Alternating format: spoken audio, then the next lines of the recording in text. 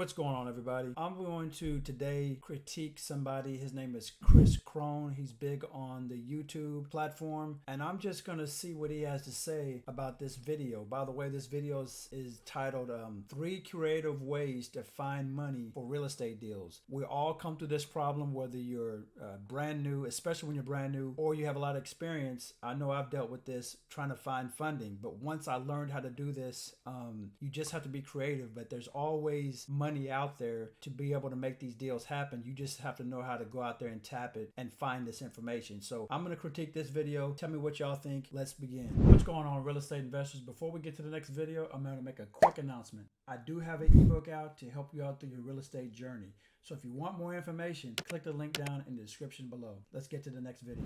Did you know in 2021 that 30% of all houses were purchased with all cash offers? And yet guess what's happening in the housing crash?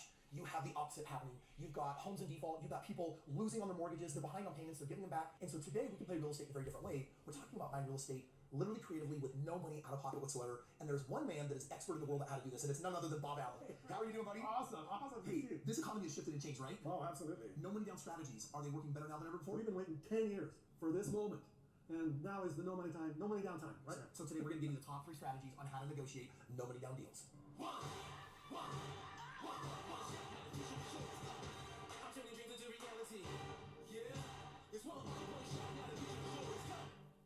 Check it out. I bought thousands of homes without ever using any of my own money, and I got to credit it to the one and only Robert G. Allen. What is up, my friend?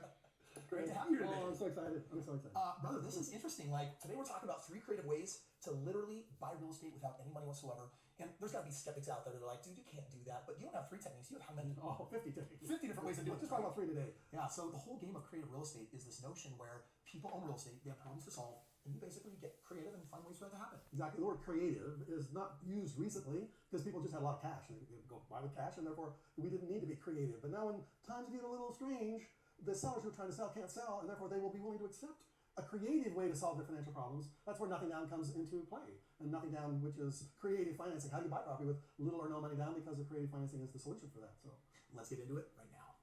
Check it out. If you want to learn these 3 strategies, we have to get a little bit of jargon out of the way.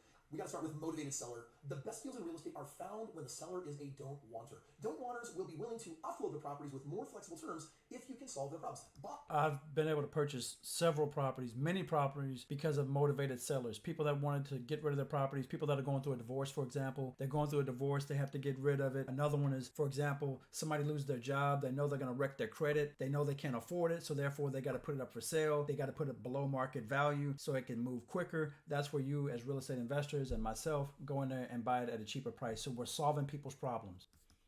What is a don't wanter? about 5% of the people in any marketplace at any time in any city are highly motivated to sell. It means they're don't wanters. They don't want their real estate. Maybe they inherited it. Maybe they got a bad tenant. Maybe their payments are too high, so they just got to get rid of it. Well, I got to tell you, there's a lot of people that have got to have bought some real estate. They're like, it went up in value, and then interest rates went up, and I still closed on it. And I'm like, these payments are killing me. So you don't want to buy properties like that. You don't want to be a don't wanter, but you want to find a highly motivated seller where the deal is great for you. Yep. People have given up on the real estate marketplace, but we haven't. We think this is the best time of all to buy real estate because this is when we find highly motivated sellers.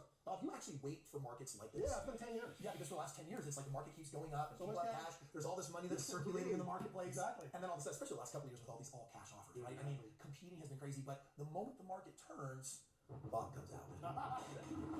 Eliminating. Whether the seller is dealing with a divorce, retirement, or lack of time, each will have their own unique needs to be met. Today, we will discuss 3 of many ways to sweeten a deal. Where does this term eliminating really come from? Well, you take a lemon and you add some sugar to it. So there's a lot of ways where you can solve a seller problem without coming up a lot of your own cash. So you solve it, you make the problem go away by sweetening the deal, frankly. So really, this is about solving problems because people have problems, and if they don't solve the problem, they're going to lose their house, they're going to give it back, they're going to literally ruin their credit, and that creates a lot of bad feelings. But if you can swoop in and create a win-win scenario where you solve the problem, sweeten the deal, and it also works for you. That's a good point, and that's what I've stated all the time. It's all about solving people's problems. We all have problems, and what you're doing is you're really solving their problems. It becomes a win-win. You're winning because you're getting it below market value. They're winning because they're selling the deal or they're selling their house that they no longer want anymore.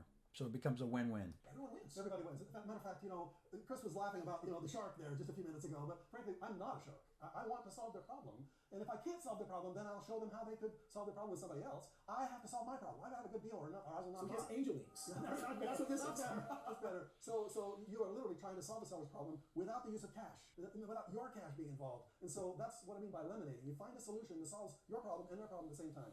And that means it's nice to meet face to face with these sellers. Yep. So they can trust you. And most realtors don't like that. They don't want you to meet with the seller. Therefore, I like to buy off-market properties where I can talk to the seller directly. And they get a hit off me and they realize, you know what? The guy's trying to help me.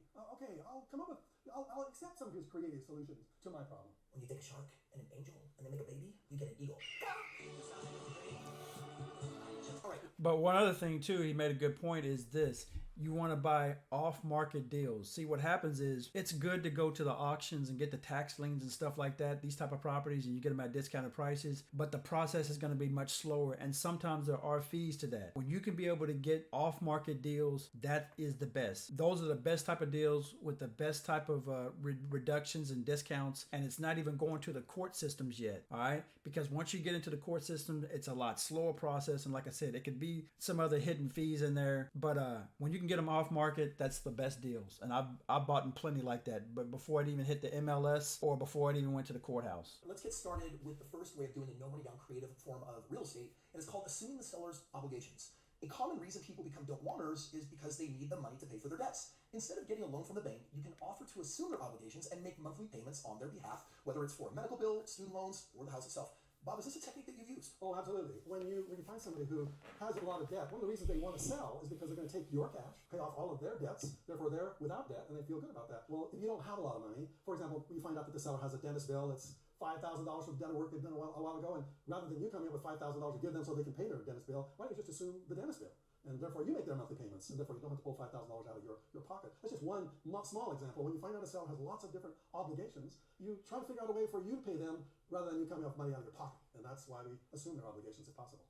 All right, so check it out. We're talking about 3 different techniques. Let's do an example. Let's do an example from things you've seen in the real world, because the first thing that we're talking about is assuming the seller's obligations. Let's write out a deal here showing an example of the house. So these 3 techniques we're going to share with you are part of 50 nothing down techniques. And you use these techniques to help you solve your down payment problem. So let's assume that you don't have a down payment, but you find a highly motivated seller. Let's say they have a $300,000 property, and it's worth $300,000. They have a $200,000 loan against it, and they're having troubles making that mortgage payment. And so I want to be clear, this is the debt. That's the debt. This is the equity. That's the equity. And so basically they owe 300, well they owe 200 on a house that is worth 300,000. Can I just add a roof here? Yeah. That just makes me real happy. A little chimney and a little bit of Bob Ross and a happy tree. So let's talk about this person's problems. You used an example earlier of someone that has like a dental bill that's unpaid. So let's just say that they have a $5,000 dental bill. How does that get worked into a deal like Well, this? remember, this $100,000 is what you're trying to solve. That's the down payment. The first thing you want to When make you say sure... down payment, this house exists, this person's problems are real, we want the house. Yeah, we want it. And This is their equity, $100,000. But because they're highly motivated to sell, maybe they don't want the property. Maybe we want them to accept a discount. Now, last year they wouldn't have taken a discount. They wanted all cash. They wanted $100,000. But the market has shifted. Exactly, it's shifted. So now they're willing to accept a discount. So let's assume we can get them to take $250,000 instead of $300,000. Now we have a... So now we're talking down, or we're reducing the purchase price that they want to sell it for. All right. So now this is where it's going to help us out. We're being creative. Watch. That's their equity, and we got to solve that. so you're basically saying of 100,000 of equity, if we can solve enough of their problems, we get to keep $50,000 of equity in the house, and we're trying to help them get their other quote unquote 50,000 to solve their other financial issues. Exactly. And part of their 50,000 then includes a $5,000 medical bill, but we'll say a dentist bill. Yeah, let's say it's a dentist bill for $5,000, and they owe the $5,000 to the dentist. We say, let's us assume that. So it's off of your shoulders. You don't have to worry about those monthly payments anymore. We'll worry about those monthly payments, and therefore the $50,000 in the equity is going to be reduced. Our problem is going to be reduced down to $45,000. But we're not done yet. All right, so check it out. Here's what's happening so far. We're learning 3 different strategies, and the first one is assuming other people's obligations. So here it is. We want their house. They don't want it because of their problems. Their house is worth $300,000. They owe $200,000, and they're willing to sell it for $250,000 if we can solve enough of their problems, which means we got to get them $50,000. And the first thing we said was, what if we're willing to pay your dental bill? Well, then they'd say, great, we can already, that's of the $50,000 that we're trying to get, and you getting the other 50, we just reduced it by $5,000 because you're assuming our dental problems, and this is the first of 3 techniques. But remember, this doesn't work with every seller in the real estate marketplace. Most sellers will go to a realtor, and the realtor convince them to raise the price, and that they're going to find a strong buyer, and lots of qualifications and high down payments and things like that. These highly motivated sellers, they're rare. They're 1 in 20, and therefore 19 times out of 20, these deals will not work. These techniques will not work. That's why we don't talk to the 19. We only talk to the 1. And that 1 person is more flexible because they are forced to be flexible. So we found one way to assume their obligations. Now let's solve the rest of our down payment problem in a way that solves all of their problems too. All right, the second technique that we're going to be learning from Bob when it comes to creative real estate that we're going to add on this deal is what's called the creation of paper.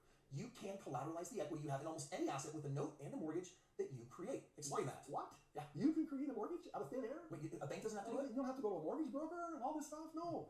What is a mortgage? It's a note and a collateral agreement. That means I owe you X amount of dollars, so such an interest rate with monthly payments, etc. And collateral means what will you use to secure that note? So let me give an example. Suppose you have a building lot that you own that's worth, let's say, $75,000, and it's free and clear because you're going to build your dream home on it. All these are just creative ways. Now, we got to look into it and see what they're talking about.